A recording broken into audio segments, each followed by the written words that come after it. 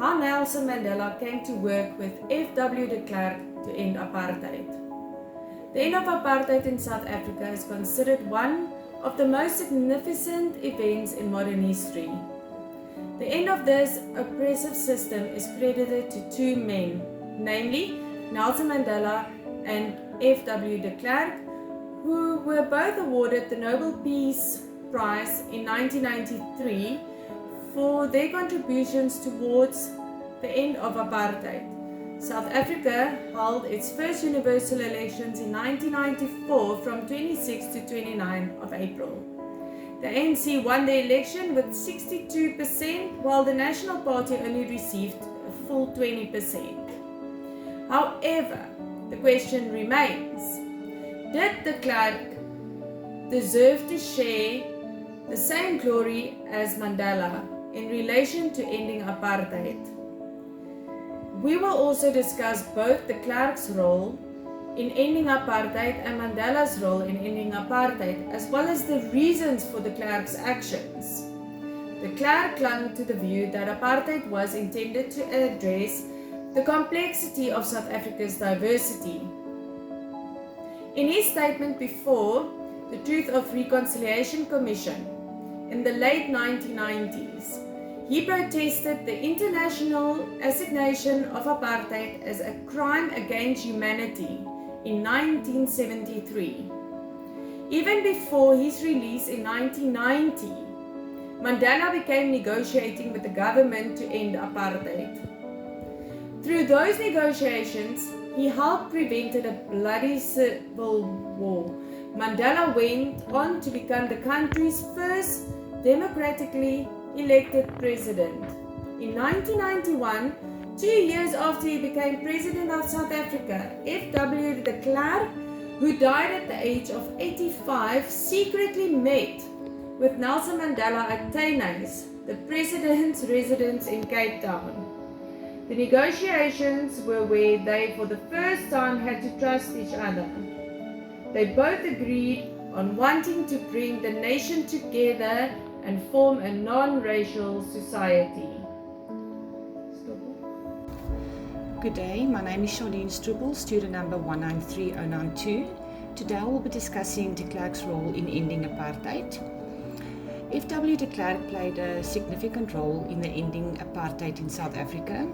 When he became president of South Africa in 1989, he recognized the need to bring an end to the apartheid system. And he also found a way to sort and negotiate with the black majority.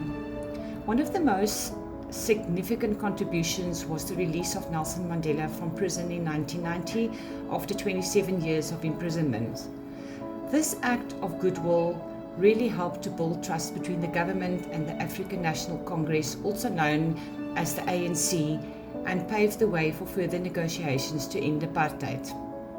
De Klerk also began the process of dismantling apartheid laws and institutions, including the Group Areas Act, which separated or isolated different racial groups into different areas, and the Separate Amenities Act, which separated public amenities such as the beach and public transportation. In 1991, de Klerk repealed the remaining apartheid laws and instituted a new constitution that granted universal suffrage, ensuring that all South Africans, regardless of race, had the right to vote.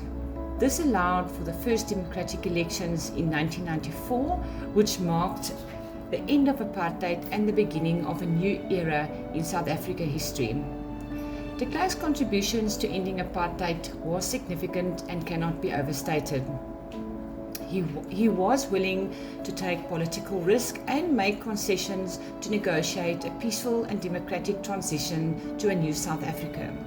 His leadership helped to build a foundation for a more inclusive and equitable South Africa. Were de Klerk's intentions good to end apartheid?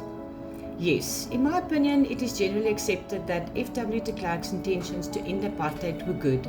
De Klerk realized that the apartheid system was unsustainable and that change was necessary for the country's future. He recognized the injustice of apartheid and believed that South Africa could not continue on this path if it wanted to be a prosperous and just society. Despite de Klerk's efforts to end apartheid, South Africa still faces many challenges today, especially related to the legacy of apartheid, including economic inequity, racial tensions, and ongoing discrimination. Some would argue that de Klerk did not do enough to address these issues, or that his actions were insufficient to fully redress the injustice of apartheid. But overall, while there are certainly valid criticisms of de Klerk's leadership, it is generally accepted that all his actions were crucial in ending apartheid and creating the conditions for a more just and equitable South Africa. I now will hand over to Tia van der Merwe, where she will discuss Mr. Nelson Mandela's role in apartheid. Mandela's role in ending apartheid cannot be overemphasized. He believed that one person could be a catalyst for change. This he proved by bravely changing lives in a powerful way and inspiring many fellow South Africans on his long journey to freedom. Every organization or alliance he joined or formed was indicative of his determination to be that catalyst for change. Inspired by Mahatma Gandhi, Mandela joined the African National Congress and engaged in non-violent ways against the National Party, which advocated apartheid. He, however, changed his non-violent approaches and engaged in guerrilla warfare-like tactics after realizing that there was no near end to apartheid. At the age of 44 in 1962, the apartheid regime sentenced him to prison for life for his actions. He was released after 27 years on the 11th of February 1990 and walked his road to freedom with a raised fist, powerful and proud, the hope and symbol for millions of black South Africans. Nelson Mandela's leadership and vision were instrumental in ending apartheid and being the first black president in South Africa in 1994. He laid the foundation for a democratic country. He fought for that vision. Mandela's influence and ability to unite people was an example of leadership that was not tied to a position. He set up the Committee for Truth and Reconciliation, where crimes committed during the apartheid were investigated.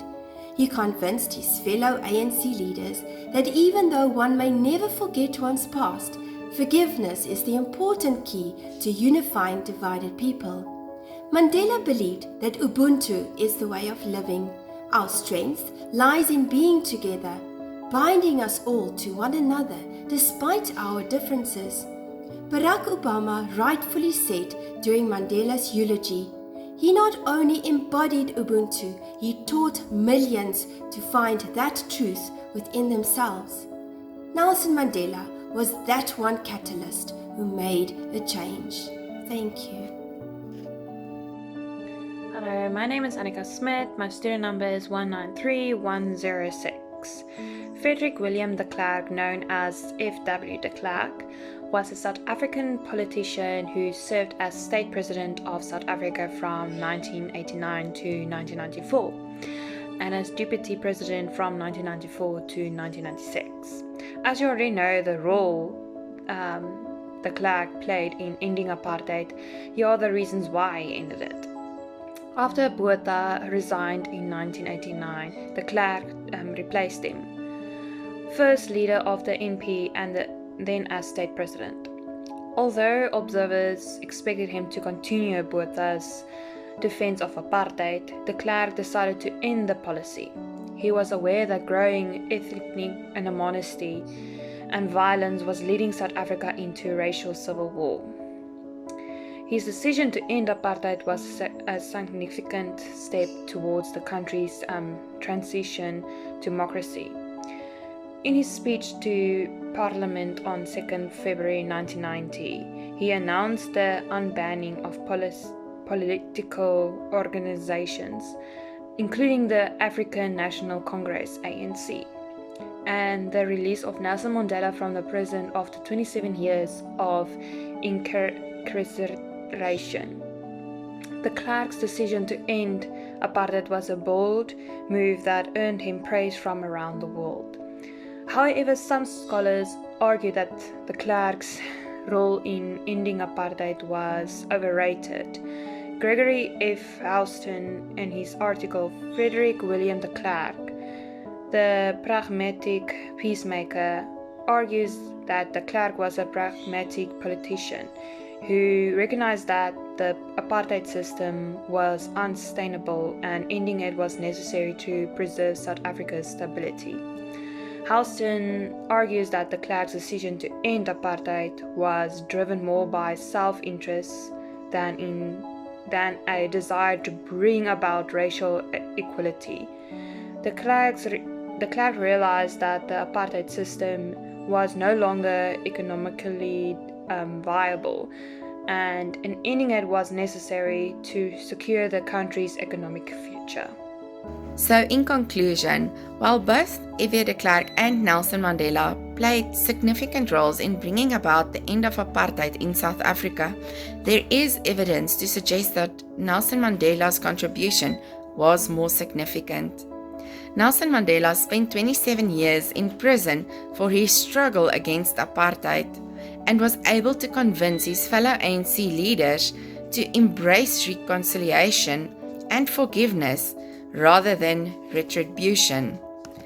De Klerk's decision to end apartheid was a critical step towards the country's transition to democracy, and even though his motives have been questioned by some scholars and newspapers, that critical history appears to be overlooked by those who say that Mandela deserves the prize but not de Klerk. Without de Klerk as the catalyst, South Africa's boldest reforms might have been left in the distant future. Therefore, it is our opinion that even though de Klerk played a role in ending apartheid, his contribution was not on the same level of Mandela's. De Klerk's decision to end apartheid was a critical step towards the country's transition. His boldest step was to free Nelson Mandela and to cooperate together to integrate the blacks into the political system, even though his motives have been questioned by some scholars. Therefore, we believe that de Klerk did deserve to receive part of the Nobel Peace Prize. None of them separately would have been able to end apartheid without bloodshed. Their ongoing commitment to a peaceful transition into the future of South Africa offered the best testimony to appropriateness of them being awarded the Nobel Peace Prize.